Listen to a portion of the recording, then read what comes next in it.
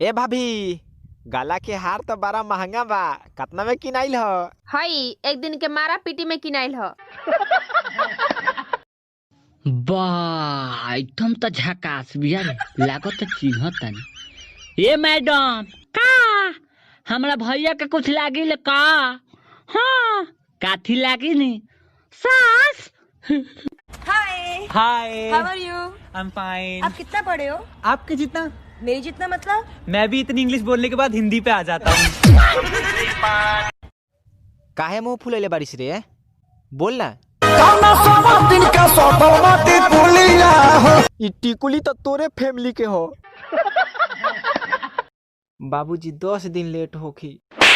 10 दिन भइल बा तो उन्हें मुँहे जे तरह का तू मुंह में ना तो जी के का करे हो? तो हमरा के देखी।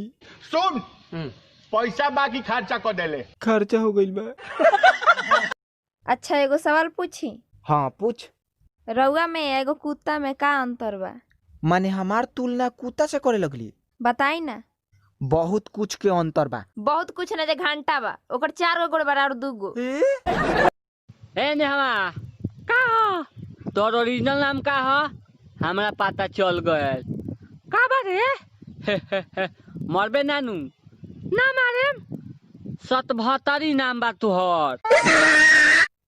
करे सुनत नहीं कि स्कूल भर में सबसे तेज ते ही रही हो। हो जी। तो फेल कैसे हो गई हो? तेरे कारण मारम के दिमाग का चौली उड़ी आ जाई। हम ये कहत नहीं रात भर बतियावे के। ए प्रीति, बोल मुझे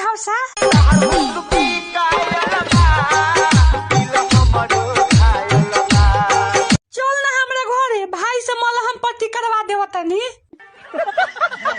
केने बारिश, अब टेंशन लेला के कोनो बात नहीं खे। नौकरी लागे वाला बा हमार। काहे ग मुंह बरे? बोल ना। हमको मिला रे बकलोल। अब हम बकलोल हो गई नी।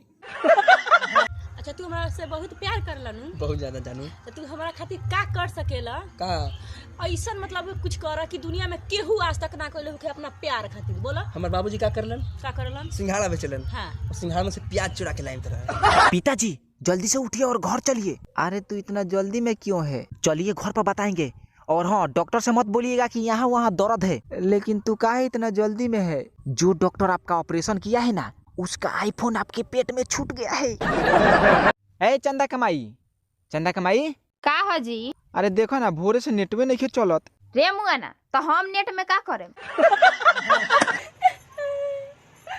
का जने कौना घड़ी में हम एकरा से प्यार कइनी। ई काहे रोवत या रे भाई? हमर जीवन मुश्किल कइले बाटे।